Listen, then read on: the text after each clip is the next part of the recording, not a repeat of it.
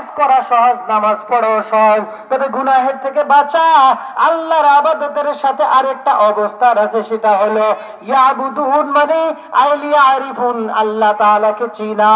কোন বান্দা যদি আল্লাহ তাআলার জাত ও সিফাতকে চিনে, ওই বান্দার দ্বারা গুনাহের কাজ হয় না, আলেমদেরকে কষ্ট দেয় না, মাদ্রাসার বিরুদ্ধে কথা বলে না, দেশের বিরুদ্ধে ষড়যন্ত্র করে না, মুরব্বীদেরকে অসম্মান করে না, আলেমদের সাথে বেয়াদবি করে না, বরং সব সময় অন্তরের মধ্যে একটাই ভয়, একদিন আমার মালিকের সামনে সকলকে হিসাব দেওয়া লাগবে, ঠিক কিনা?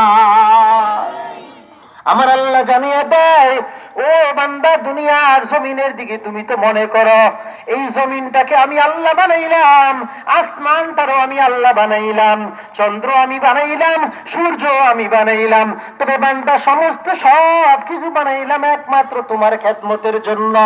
আর বান্দা, আমি আল্লাহ শুধু বানাইলাম তোমাকে আমি আল্লাহর ইবাদত করার জন্য।